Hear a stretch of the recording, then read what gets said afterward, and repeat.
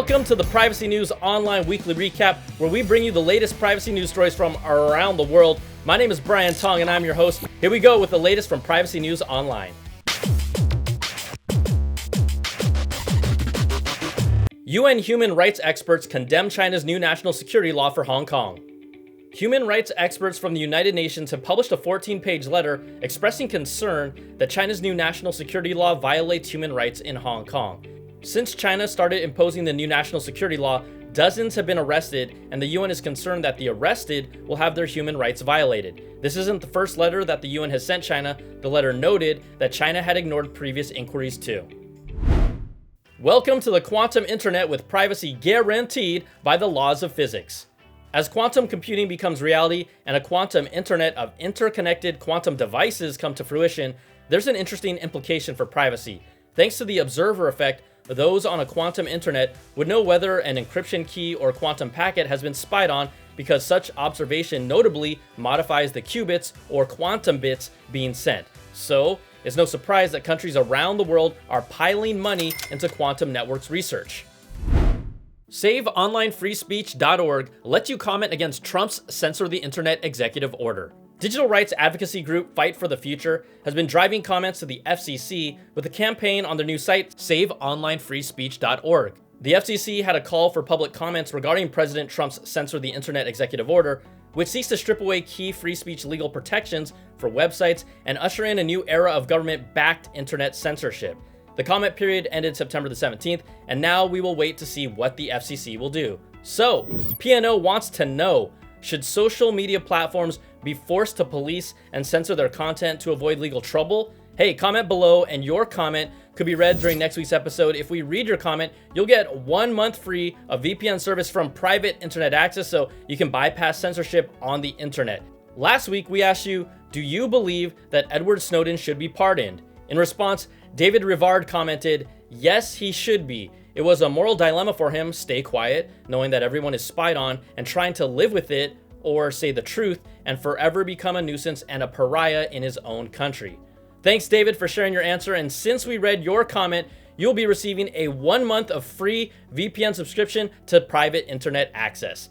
Definitely try PIA's innovative next-gen VPN network. It has increased security, is faster, and is better for streaming. To use it, all you have to do is update to the latest version of the PIA VPN app. Time to check out the latest cybersecurity news from Josh, a cybersecurity expert from Intego, developers of award-winning security software.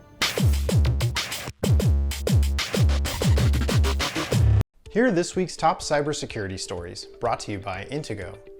A new Bluetooth vulnerability has been found that affects all devices based on the Bluetooth 4.0 through 5.0 standards. The vulnerability, known as Blurtooth, could facilitate a variety of attacks, including man-in-the-middle data interception.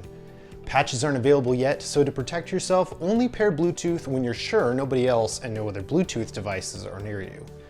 Meanwhile, a new speculative execution attack similar to Meltdown and Spectre has been discovered. Dubbed Blindside, it enables an attacker to bypass address space layout randomization to facilitate a variety of attacks, including stealing sensitive data from RAM. There's no current fix, but the discoverers have suggested ways that OS makers can mitigate blindside attacks. That's it for now. Back to you, Brian. Thank you, Josh, and to learn more about Intego, check out the links below. Now, back to more privacy news. Private data gone public, Razer leaks 100,000 plus gamers' personal info. Another misconfigured Elasticsearch server has exposed personal identifiable information to the public. This time, gaming hardware company Razer has fixed a publicly accessible server which contained private information on over 100,000 Razer users. Now, Razer is notable in that they try to get you to sign up with an account just to change the colors on your mouse or keyboard, and now tens of thousands of people have been exposed. Exposed information includes name, information on which Razer product was registered, phone number, and more that could be used in phishing attacks. Absent a comprehensive national strategy, Virginia considers tightening data privacy and security laws.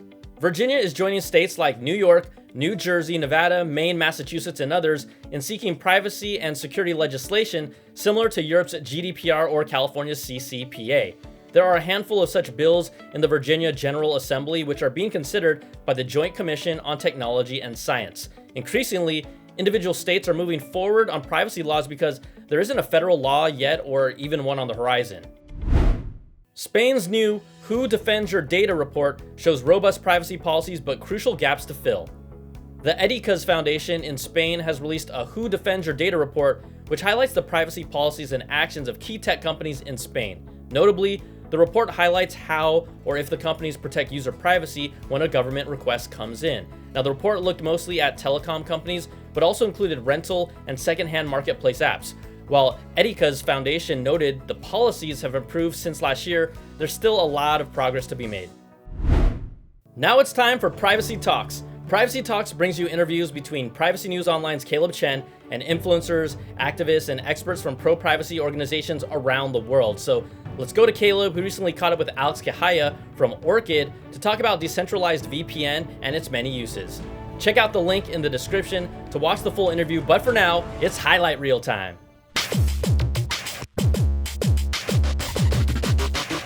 Why did Orchid bring blockchain technology to the VPN industry? And what are some of the specific innovations that are being used to what effect? The most important piece I think about blockchain technology for Orchid is the payments piece. You know, blockchain technology is what's allowing us to allow you to pay the node provider on a per packet basis. It's pay as you go. And the only way you can do that in a secure way, and in a way where the node providers can trust that they're going to get paid is via blockchain technology and a smart contract. Why wouldn't the average user just try to set up their own VPN? It's just technically difficult. Like, you have to know a lot about the various different VPN protocols in order to run your own server, and not many people have the patience or time to do that. You can check out the links in the description to learn more about Orchid. Now you're up to date on the latest privacy and cybersecurity news. Privacy News Online is brought to you by Private Internet Access, the award-winning no-log VPN service that reminds you to always use protection. Now, whether you use the internet to stream, torrent, or just browse, a VPN subscription from Private Internet Access will hide your IP address and location, block ads, malware, and trackers, and it will even unblock geo-restricted content so you can stream your favorite shows wherever you are in the world. Don't wait another second. Sign up for Private Internet Access now and get up to 2 months free using the link below, where you can also find a link to learn more about all the stories in this week's Privacy News Online. Thanks so much for watching, everybody. I'm Brian Tong, and we'll see you next week.